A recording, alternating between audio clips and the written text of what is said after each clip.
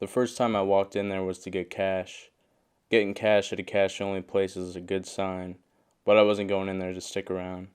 It was back before the Legion took cards and I needed a beer or two. When you walk into a place, especially a place like that, just to get something and leave, there's a certain level of shame that comes with it. It came over me like two gigantic horse blinders. I didn't dare turn my head to either side. Just take the cash and leave, barked in my head. I felt like a bank robber robbing my own conscience. There were 4 kids behind me laughing and joking around and throwing pizza slices or whatever it was at each other. Probably high school. Shit, maybe even Columbia. Maybe people I've had class with. I mean, I'm taking out cash to go get a cheap beer at the American Legion for fuck's sake. Way to feel old.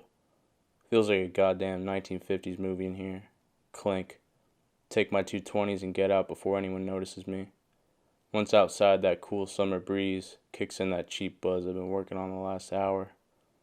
I go to bum a smoke off one of the Gulf War guys. They usually hate my generation, so strangely it's easy to get free shit from them. Smoking cigarettes on the sidewalk, leaning against that strange, beige-colored brick wall that separates the slightly inviting luminescence of Jeri's grill to the frighteningly blank windowless door to the American Legion. Feels like the most fucking Chicago thing I could possibly do. I don't live in this neighborhood nor this side of the city. My apartment in Hyde Park is about as far as possible to be from North Center. Couple of L rides and a bus just to sit around drinking, playing darts, and ending a very long night at an old diner stuck in the 70s. It was worth it, though. My last memory of Jeri's was the kind of thing you only see in dystopian sci-fi movies and crime thrillers. No, nobody died or anything. It was the polar opposite of an exciting night, but the aura of that place. Just something about it.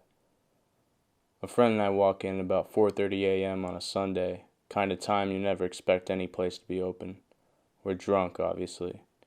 Most rational, healthy people would probably be throwing up by now or drinking water obsessively, but greasy sandwiches and dimly lit diners feed my alter ego. The guy taking our order looks like he's straight out of a Popeye comic, but a darker one, like a post-apocalyptic Popeye character.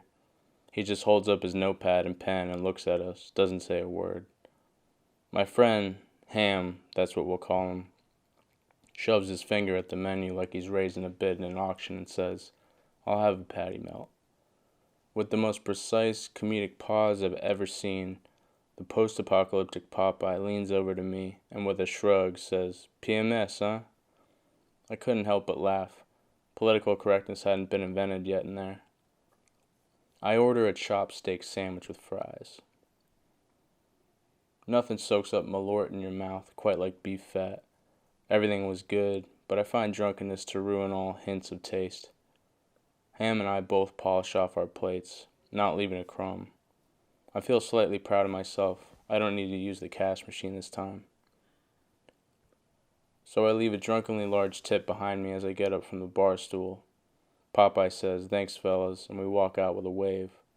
I'm now 2 steps outside, and Ham is rushing back into Jeri's in a drunken rave about the sweets in the window. Again with his bidding finger, Ham pointed at a glazed donut in the case.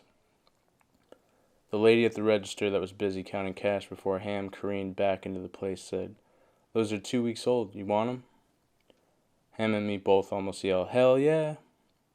4 kids sitting in a booth at the back of the place turn towards us with big smiles on their faces. To me, they're just the same ones as the first time, however many months that was. We start to reach for our wallets, and the lady says, "Don't worry about it. We were going to throw 'em out anyways." She asks us how many we want, and before I could say anything, Ham announces, "We'll take 'em all." The lady at the register cleans out the glass case of sweets, arranging them in a pleasing order within each donut box. She hands each of us a white box filled to the brim with stale but delightful treasures. We thank her and leave more tips, and now as Ham and I turn towards the door to leave, big smiles on our faces as we look down at our individual boxes of stale sweets. And just again, as I'm not 2 steps outside the door, those 4 kids get up and cheer us on, applauding our drunkenness, our luck, our smiles. Whatever it was, it felt like a dream. And that was the last time I saw Ham, the last time I saw Jeri's.